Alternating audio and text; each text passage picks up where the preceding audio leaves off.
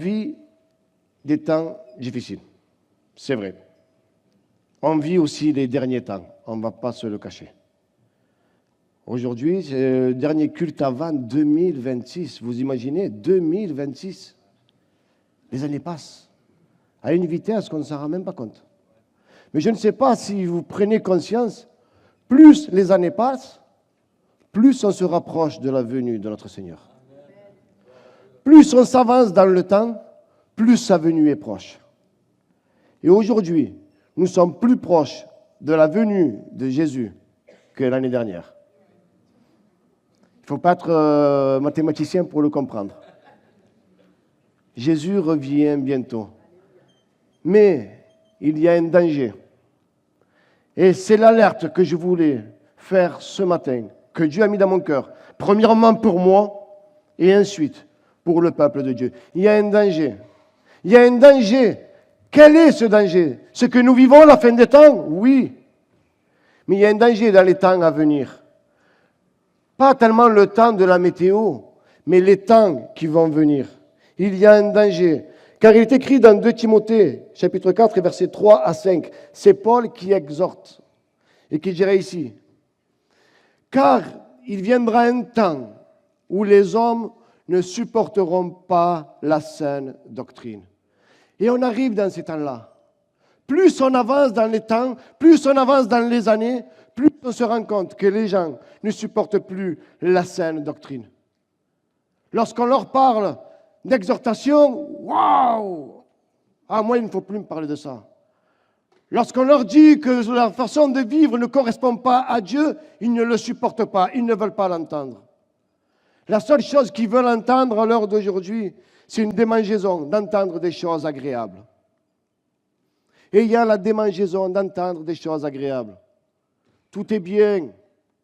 Vis ta vie. C'est pas grave. Dieu est bon. Dieu est miséricordieux. Mais c'est le temps de la grâce. Et les gens ne veulent plus qu'entendre ça. Vous aimez entendre Dieu te pardonne. Dieu t'a pardonné, c'est agréable à entendre. Mais entendre, tu dois aller pardonner, ça, on ne veut pas l'entendre. Ça, on ne veut pas l'entendre. Ils délaisseront la saine doctrine. Ils ne veulent pas se conformer à la parole. Ils veulent vivre comme eux veulent. Ils veulent prendre simplement les paroles qui les arrangent à eux. On te fait du bien, mais toi, tu n'es pas obligé, non. Ne dis pas bonjour, ne pardonne pas, fais ta vie. Il viendra un temps où ils ne supporteront pas la saine doctrine, mais ayant la démangeaison d'entendre des choses agréables. Et il y a danger. Plus on s'avance dans les années, et plus on se rend compte de ces choses-là. Les gens ne veulent plus entendre la parole de Dieu telle qu'elle est écrite. Les gens ne veulent plus entendre les conseils de Dieu tels que Dieu les veut. Mais ils veulent faire un évangile à leur manière. Ils veulent vivre à leur manière. Ils sont là à trier. Ça m'arrange. Oh, ça, je mets de côté. À un tel point qu'ils se donneront à une foule de docteurs selon leurs propres désirs. Ils se donneront à une foule de docteurs. C'est-à-dire, je viens ici, ça ne m'arrange pas trop. Et je change. Et je vais voir un autre docteur, une autre église, un autre enseignant, une autre façon de faire. Simplement parce que je veux chercher quelque chose qui me correspond. On ne veut plus vivre selon la parole, mais on veut adapter la parole à notre vie. Et on va choisir là. Ils se donneront une foule de docteurs selon leurs propres désirs. Je vais vivre comme moi je le veux. Je vais écouter telle personne parce que cette personne me convient. Ce qu'elle dit me convient. Même si ce n'est pas tellement la parole de Dieu, ce n'est pas grave. Mais ça me correspond, ça m'intéresse et c'est cette personne que je veux suivre. Attention, attention au danger. Attention de qui nous écoutons. Attention de la parole de Dieu. La parole de Dieu est sainte. La parole de Dieu est claire. La parole de Dieu nous restaure. La parole de Dieu nous vivifie. La parole de Dieu nous sauve. Et nous devons la prendre telle qu'elle est. Au verset 4. Ils détourneront l'oreille de la vérité et se tourneront vers les fables. Mais c'est bon. Mais Dieu va te sauver. Dieu est bon.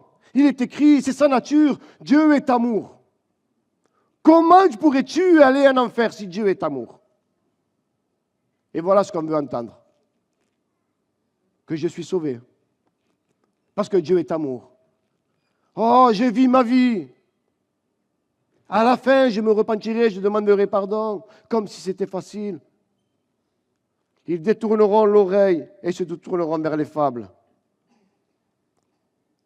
Mais, l'avertissement il est là, mais, toi, Église de Dieu, mais toi, Église de Marignane, mais moi qui est en train d'annoncer la parole, mais toi, sois sobre en toutes choses, supporte les souffrances, fais l'œuvre d'un évangéliste, remplis bien ton ministère. Vous savez que l'Église a un ministère, le ministère de la réconciliation. Remplis ton ministère. Toi, sois sobre.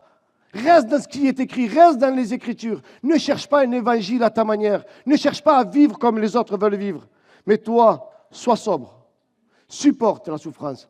Même si on te dit, tu es arriéré, mais c'est de l'ancien temps. Tu continues à... Oui, parce que c'est écrit. Et moi, je veux rester accroché aux Écritures. Moi, je veux rester accroché à ce qui est écrit. Je ne veux pas rester accroché à ce que les gens disent. Quelque chose de nouveau. Il y a danger.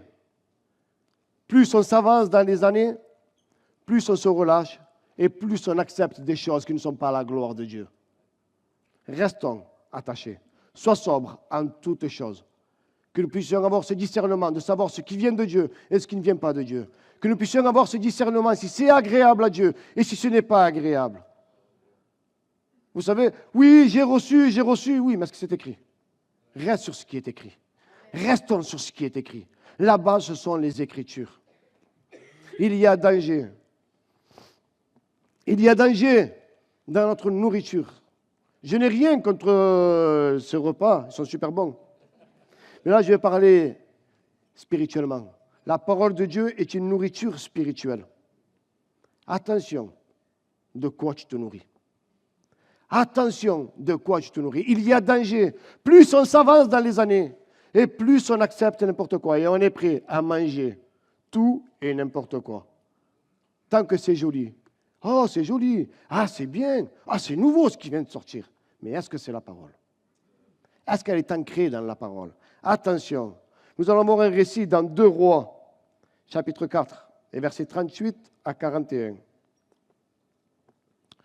Élisée revint à Gilgal, et il y avait une famine dans le pays. Comme les fils des prophètes étaient assis devant lui, il dit à son serviteur, « Mets le grand pot et fais cuire un potage pour les fils des prophètes. » Donc là, il va être assis, il va dire, « Allez, mets un grand pot, mets un potage et on va faire manger, tout le monde va manger. » L'un d'eux sortit dans le champ pour cueillir des herbes. Il trouva de la vigne sauvage et il cueillit des coloquintes sauvages. Plein son vêtement. Quand il rentra, il les coupa en morceaux dans le pot où était le potage, car on ne les connaissait pas. Les coloquintes, c'est un genre de courges, de citrouilles. Mais ceux-là, ils étaient sauvages. Il les a vus, oh, elles ont l'air bonnes. Il n'y a pas de souci. Ils les prennent, ils les coupent et ils les mettent dans le potage. Et quelquefois, ça nous arrive. Quelque chose qui ressemble à la parole de Dieu ou quelque chose qui est écrit et on veut essayer de le manger. Quelque chose de sauvage, quelque chose qu'on ne connaît pas, mais on essaye quand même. Ah, ce serait bien d'essayer. Mais il y a danger lorsqu'on s'alimente des choses que l'on ne connaît pas. Il y a danger lorsqu'on veut faire quelque chose qui paraît dans les Écritures, qui ressemble à ce qui est écrit dans les Écritures, mais qui en réalité ne l'est pas. Et le danger, quel est ce danger? La mort est dans le pot. L'un d'eux sortit dans le champ pour cueillir des herbes. Il trouva de la vigne. On servit à manger ces hommes. On servit à manger à ces hommes. Mais dès qu'ils eurent mangé du potage, ils s'écrièrent, la mort est dans le pot. Élisée dit, prenez de la farine et en jeta dans le pot. Et dit, sers à ces gens et qu'ils mangent. Et il n'y avait plus rien de mauvais dans le pot. Lorsque vous ramenez des choses étrangères, des choses que vous ne connaissez pas, ça peut arriver. Oh, j'ai vu ça, c'est excellent, c'est bon, on va faire pareil. Mais si ce n'est pas la parole de Dieu, Si quelqu'un crie, alerte, attention, il y a danger, ne soyons pas butés. Mais non, c'est pas grave, c'est bon, c'est bon. Ne soyons pas butés. Et quelquefois, il y a danger à manger des choses qui sont extérieures à la parole de Dieu. Même si ça y ressemble, même si c'est beau, ce n'est pas la parole de Dieu. Allons voir ceux qui s'y connaissent. Ils vont dire, non, il faut le faire ou il ne faut pas le faire. Vous avez des anciens, vous avez des pasteurs qui sont là pour guider. Vous avez la parole de Dieu qui prime par-dessus tout. Et regardez ce qui est bon. Ce n'est pas parce que c'est écrit, quelquefois, qu'il faut faire pareil. Et on ramène des coloquintes sauvages. Et on ramène des choses étrangères dans notre nourriture spirituelle. Il y a danger. Même dans notre propre maison, suivant ce qu'on ramène spirituellement, il y a danger. Même dans ce que nous regardons à la télé, il y a danger. J'en ai fait l'expérience il n'y a pas longtemps. On regarde une série et finalement, cette série n'est pas bonne. Change. J'hésitais. Je vous le dis de toute franchise. Ma femme même s'est levée. Oh là, c'est pas joli ça. On va lever ça. De suite. On n'a pas cherché à comprendre. Si quelqu'un vous tire la sonnette d'alerte, il y a danger à ce que tu fais. Il y a danger dans ta nourriture. Il y a danger dans ce que tu acceptes. Réfléchis. La mort est dans le pot. N'acceptons pas des choses qui viennent d'ailleurs, en dehors de la parole de Dieu, même si ça y ressemble. Un exemple.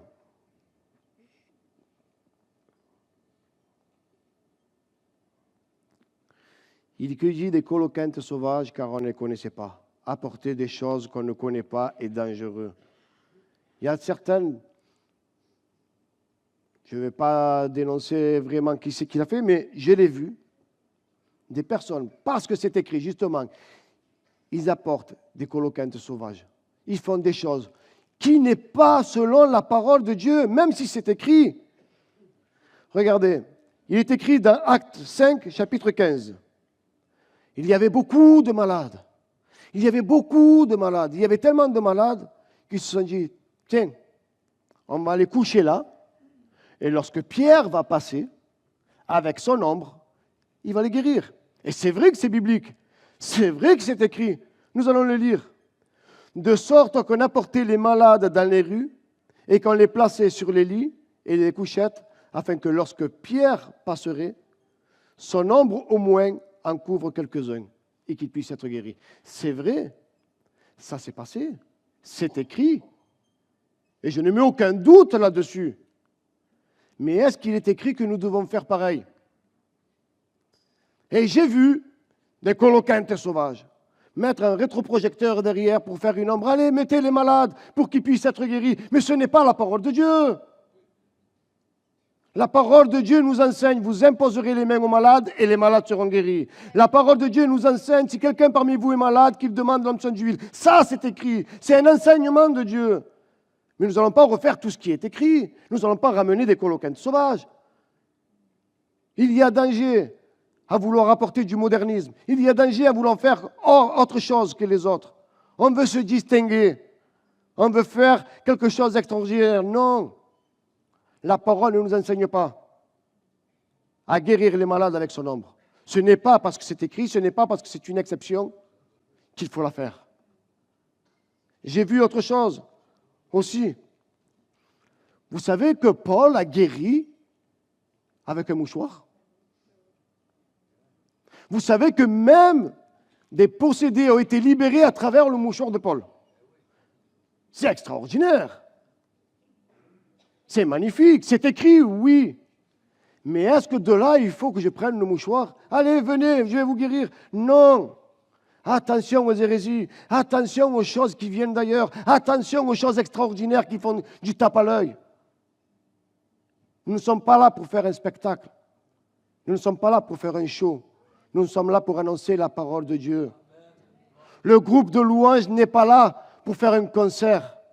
Le groupe de louanges est là pour amener l'Église à adorer Dieu, à amener des louanges. Voilà ce qu'est une Église. Et Dieu faisait des miracles extraordinaires par les mains de Paul, au point qu'on appliquait sur les malades des linges ou des mouchoirs qu'il avait touchés de son corps, et les malades les quittaient, et les esprits malins sortaient. Mais quelle puissance de Dieu, quelle gloire! C'est vrai.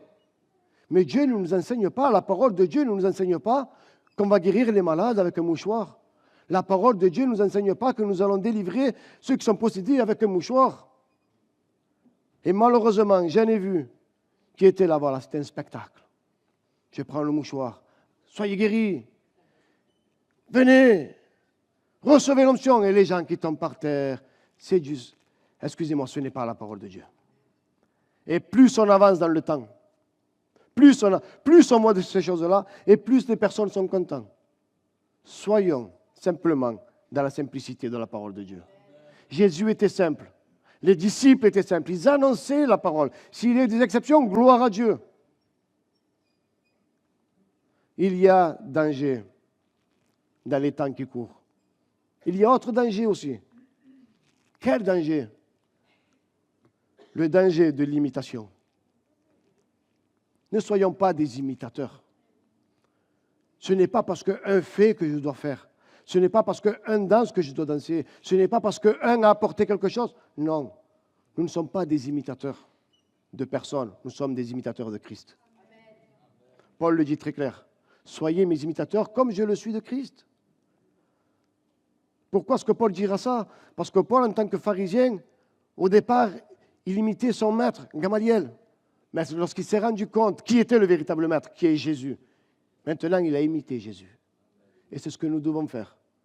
Imitons Jésus, dans la simplicité, dans la parole, dans les actes et dans l'amour. N'imitons pas ce que l'un fait, ce que l'autre fait. S'il veut le faire, qu'il le fasse. Mais il y a danger lorsqu'on veut imiter. Il y a une prédication que David a faite sur l'Arche de l'Alliance. Elle est dans les réseaux, je vous invite à la regarder, elle est vraiment bien. Et en parlant de cette Arche de l'Alliance n'était plus à disposition du peuple d'Israël. Il l'avait perdue. L'Arche de l'Alliance représente la présence de Dieu. Dedans, il y avait la barre fleurie d'Aaron, il y avait les tables de la loi et il y avait la manne. Et tout cela représentait la présence de Dieu. C'est un symbole. Et l'Arche de l'Alliance était là. Vous savez comment devait être portée l'Arche de l'Alliance lorsqu'elle devait être déplacée? Il est écrit dans Deutéronome chapitre 10 et verset 8.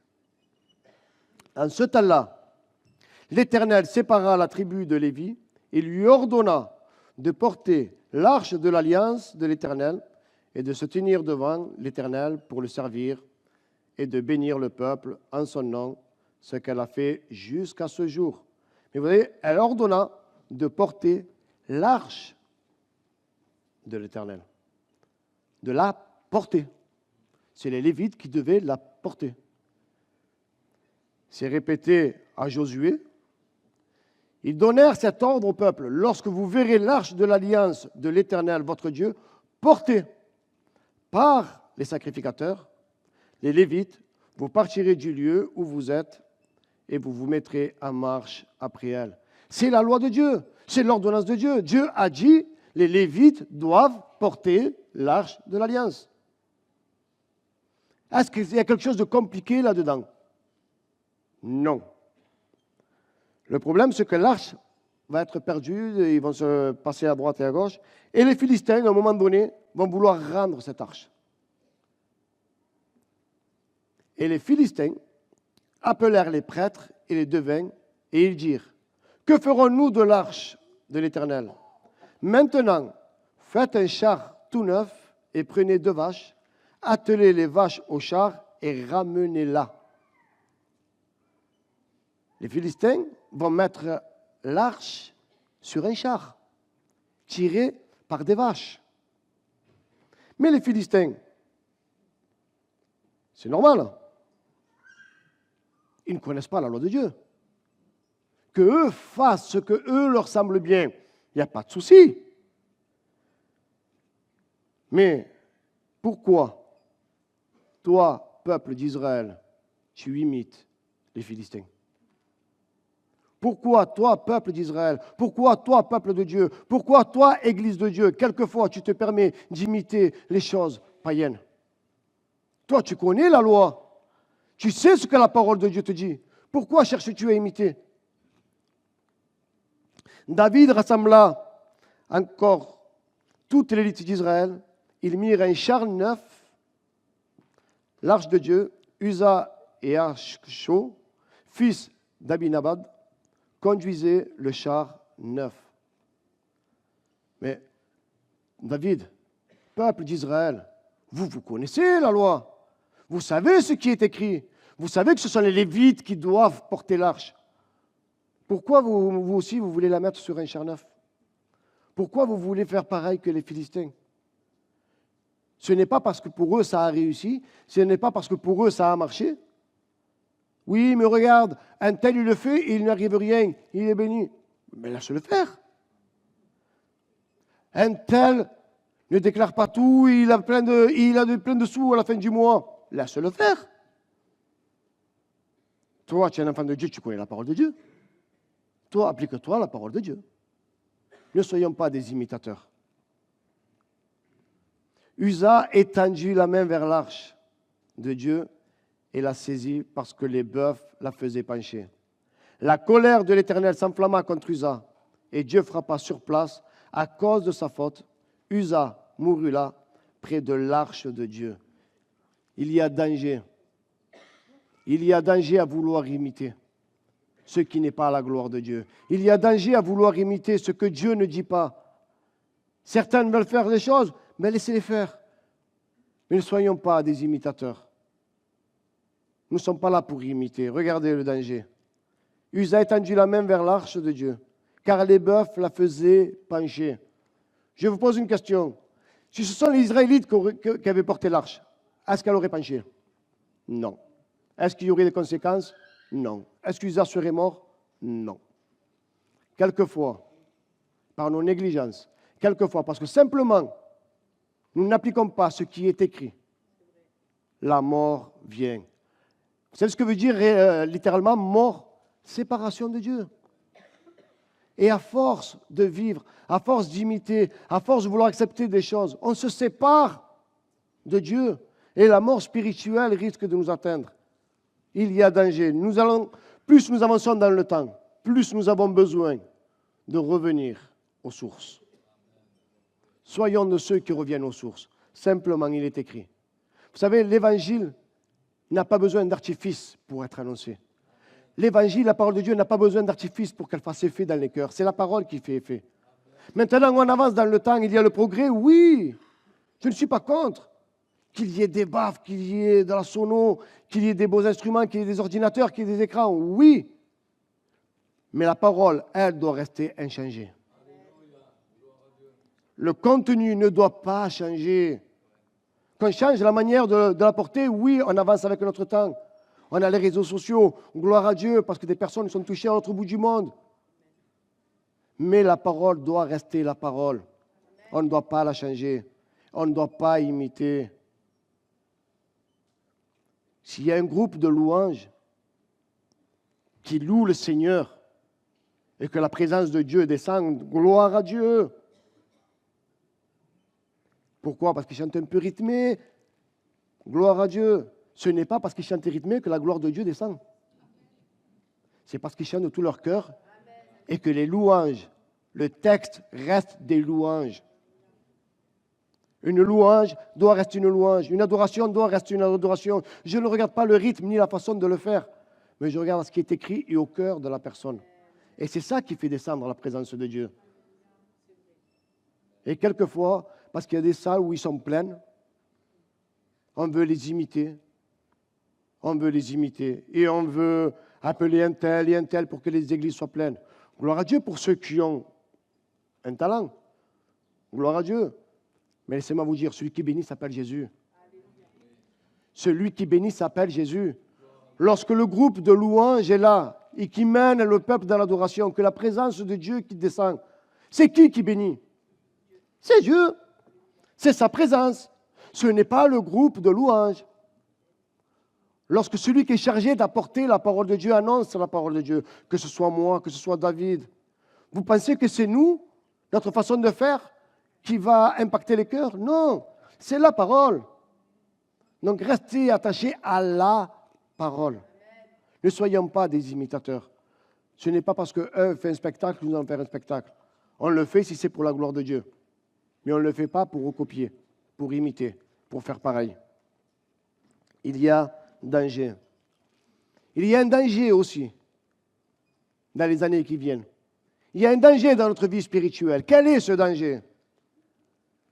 Le danger, c'est de se croire super fort. Le danger de dire, mais c'est bon, je suis pasteur. C'est bon, j'ai 30 ans de conversion. C'est bon, je suis un ancien. Oh, j'ai grandi dans les choses de Dieu. Et parce que tu es un pasteur, parce que tu es un ancien, parce que tu as grandi dans les choses de Dieu, tu te penses que c'est OK? Que tout est bon pour toi? Vous savez, il y a un homme dans la parole de Dieu qui a été choisi depuis le ventre de sa mère. Cet homme est Samson. Dieu l'a fait nazaréen depuis le ventre de sa mère. Quel homme extraordinaire! Dieu a choisi Samson pour qu'il délivre le peuple d'Israël des Philistins. Dieu l'a doté d'une force incroyable, à un tel point. L'Esprit de l'Éternel saisit Samson et sans rien avoir, Samson déchira le lion. Waouh! C'est pas n'importe qui, c'est pas moi qui ferais ça. Samson, à main nue, a déchiré un lion, comme si c'était une petite biche, comme rien du tout. L'homme de Dieu, l'homme qui était loin depuis le ventre de sa mère, Samson. Et ça ne s'arrête pas là. Samson continue. À un moment donné, il se trouve entouré de 1000 Philistins. Au verset 15, chapitre 15, 15, il trouva une mâchoire d'âne fraîche. Il étendit sa main pour la prendre et il en tua 1000 hommes. Mais ce n'est pas possible. Seul contre 1000 hommes. Et lorsqu'on parle de Philistins, là, à ce moment-là, ce ne sont pas des hommes comme vous, comme moi. Ce sont des guerriers. Ce sont des personnes qui sont habituées à combattre. Ils avaient des lances, des javelots, des boucliers, des épées. 1000 face à Samson, tout seul, avec une mâchoire d'âne fraîche. Au moins, elle ne se cassait pas. Et il a battu 1000 hommes. Quel homme de Dieu! Mais le problème de Samson, c'est qu'il pensait que tout lui réussissait. Parce qu'il était fort, parce qu'il était loin depuis la naissance, toute sa vie. Mais est-ce que vous savez que Samson, lorsque je vous laisserai le lire, c'est magnifique, il passe plus de temps avec les Philistins qu'avec le peuple de Dieu. Il s'amuse à faire des énigmes avec les Philistins, à changer des tuniques, à faire des choses que Dieu ne voulait pas. Un Nazaréen ne doit pas toucher un mort. Il s'approchait du cadavre du lion. Un Nazaréen ne doit pas boire d'alcool. Il buvait avec les Philistins. Sous prétexte que c'était Samson, tout lui était permis. Il pouvait faire ce qu'il voulait, mais non, c'est bon, je sais ce que je fais. Oh, je ne suis pas n'importe qui. Hein. J'ai 50 ans de ministère. Hein. Je ne suis pas n'importe qui. Hein. J'ai reçu ça, j'ai parlé en langue, j'ai eu les dons, j'ai eu ci, j'ai eu ça, j'ai eu ça, j'ai eu ça. Gloire à Dieu pour tous les dons que tu as eus. Mais tu en fais quoi? Tu en fais quoi? Quelle est ta vie? Comment mènes-tu ta vie?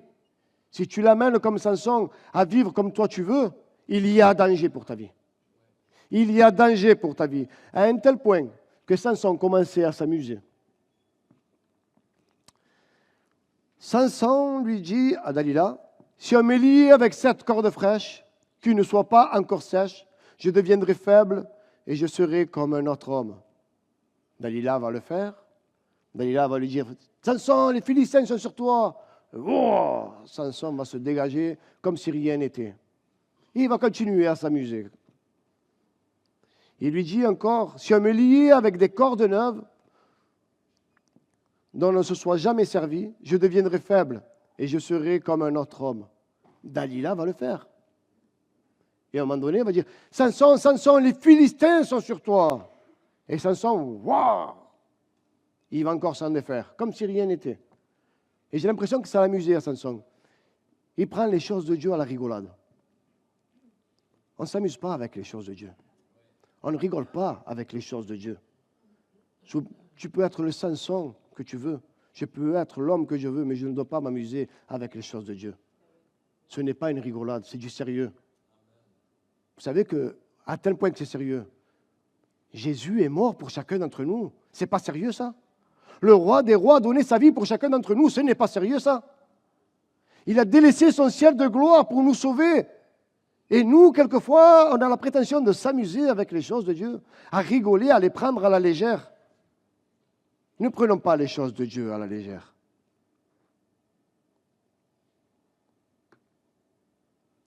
Samson lui dit encore, tu n'as qu'à tisser les 7 tresses de ma tête avec la chaîne de tissu. Dalila va le faire.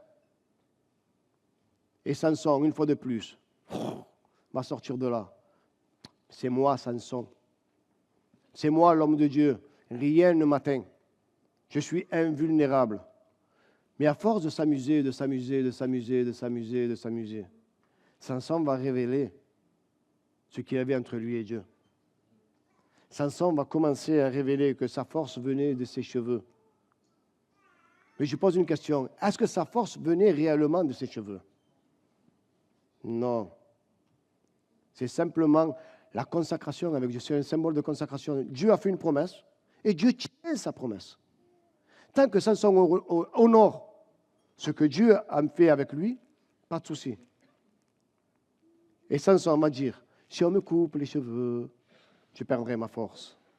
Juge 15, et on va continuer. Ce n'est pas la bonne référence. Hein? Alors, Élie, elle dit alors, les Philistins sont sur toi, Samson. Il se réveilla du sommeil et il dit, je m'en tirerai comme les autres fois. Oh, c'est rien pour moi. Et je me dégagerai. Mais il ne savait pas que l'Éternel s'était retiré de lui. Il y a danger à vivre avec légèreté, avec les choses de Dieu. Il y a danger à vivre comme on le veut avec les choses de Dieu. Il y a danger. Vous savez quel est ce danger? Justement, qu'on perde cette communion avec Dieu. Qu'on perde cette consacration avec Dieu. Et sans s'en rendre compte, le Saint-Esprit n'est plus avec nous. L'Esprit de Dieu s'éloigne de nous. Pourquoi? Parce qu'on ne vit plus selon la parole de Dieu. Vous savez, il y a la parole de Dieu qui dira, toi qui penses être debout, fais gaffe de ne pas tomber. Toi qui penses, Samson pensait qu'il était fort, mais il ne se rendait pas compte que l'Esprit de Dieu s'était éloigné de lui. Il y a danger à vivre une vie chrétienne dans la légèreté.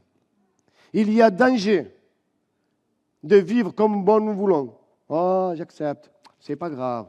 Oh, il ne m'arrive rien. Ce n'est pas parce qu'il t'arrive rien une fois, 2 fois, 3 fois que tu vas passer à l'as à tous les coups. Hein. Parce que nous avons un Dieu qui est patient, qui est lent à la colère. Et ne confondez pas, ce n'est pas parce que Dieu est lent à la colère qu'il ne te laisse pas, qu'il pardonne ce que tu fais. Ce n'est pas parce que Dieu est lent à la colère qu'il est d'accord avec ce que tu fais. C'est juste qu'il te laisse une chance. Repends-toi, ressaisis-toi, reviens aux sources, reviens à l'essentiel, reviens à la parole. Arrête de vivre comme toi tu le veux, parce qu'il y a danger pour ta vie. Le danger, il est là. Les Philistins le saisirent et lui crevèrent les yeux. Ils le firent descendre à Gaza, le lièrent avec des chaînes d'airain. Ils tournaient la meule dans la prison. Quel dommage! L'homme qui devait livrer le peuple d'Israël des Philistins se retrouvait esclave des Philistins. L'homme fort que le Philistin avait peur se retrouve maintenant à tourner la meule en prison pour les Philistins. Vous savez, à force de s'amuser avec le monde, à force d'accepter des choses du monde, à force, mais c'est pas grave, je suis fort. Tôt ou tard, l'Esprit de Dieu risque de partir et tu redeviendras esclave du monde. Vous savez que le plus qui m'attriste là-dedans, c'est que Samson, cet homme fort, cet homme de Dieu qui a été choisi depuis la naissance, à ce moment-là, maintenant, devient le clown des Philistins. Ce n'est plus rien. Il est là, il amuse la galerie. Ne soyons pas de ceux qui amusent le monde. Ne soyons pas des pantins pour ce monde, mais restons accrochés à la parole de Dieu. Vivons la parole de Dieu. Il y a danger. Et je vais terminer avec ça. Il y a danger. Ce n'est pas parce qu'on est fort. Ce n'est pas parce que nous sommes des hommes de Dieu ou des femmes de Dieu. Ce n'est pas parce que nous avons des dons, des talents. Ce n'est pas parce que nous sommes en compagnie des meilleurs hommes de Dieu que nous sommes libérés de tout. Nous devons persévérer jusqu'à la fin. Jusqu'à la fin, nous devons persévérer. Tu as reçu le salut, gloire à Dieu. Persévère et travaille à ton salut. Il y a un homme, Paul va donner des salutations. Et à chaque fois, il va saluer les personnes, soit en début d'épître ou à la fin. Et il va dire, Luc, le médecin bien-aimé, vous salue, ainsi que Démas. 2 hommes de Dieu qui collaborent, qui travaillent avec Paul. Ils ont fait un travail extraordinaire ensemble. Colossiens 4,14. Ensuite, il dira, Épaphras, mon compagnon de captivité en Jésus-Christ, te salue, ainsi que Marc, Aristarque, Démas, Luc, mes compagnons d'œuvre. Démas est un compagnon d'œuvre de Paul. Il était avec Luc. Il était avec Marc. Ce n'est pas n'importe qui. Et pourtant, il en manque un. Désolé. Il dira, c'est dans 2 Timothée 4,10, car Démas m'a abandonné par amour pour le siècle présent et il est parti pour Thessalonique. Il y a danger. Il y a danger. Ce n'est pas parce que nous avons bien commencé. Ce n'est pas parce que nous sommes des hommes de Dieu ou des femmes de Dieu. Ce n'est pas parce que nous avons des dons. Ce n'est pas parce que nous prêchons la parole. Ce n'est pas parce que tu vas évangéliser. Ce n'est pas parce que tu as prié que par ta prière un malade a été guéri. Qui fait de toi quelque chose d'extraordinaire. Non, celui qui est extraordinaire s'appelle Jésus. Celui qui nous renforce s'appelle Jésus. Moi, je ne me lasserai pas de le dire et je le dirai avec toute humilité. Je suis ce que je suis, par grâce et miséricorde. Moi, sans lui, je ne suis rien. Mais lui, sans moi, il reste Dieu. Donc ne prenons pas la place de Dieu. Ne soyons pas là forts avec notre propre force. Et ce n'est pas parce que Dieu t'a utilisé ou que Dieu t'utilise que tu penses que tout est permis. Soyons fidèles aux Écritures. Je vais inviter simplement le groupe de louanges à monter. Et Cédric, il a fait l'introduction pour l'année 2026. Je reviens sur cette introduction. Que l'année 2026 ne soit pas un danger pour notre vie. Que l'année 2026 ne nous emporte pas dans des fausses doctrines, dans des hérésies, dans des choses qui ne sont pas en accord avec la parole de Dieu. Mais restons simplement attachés à ce qui est écrit. Restons attachés à la parole de Dieu. Évitons le danger du siècle présent et préservons-nous pour que Dieu soit glorifié. Amen.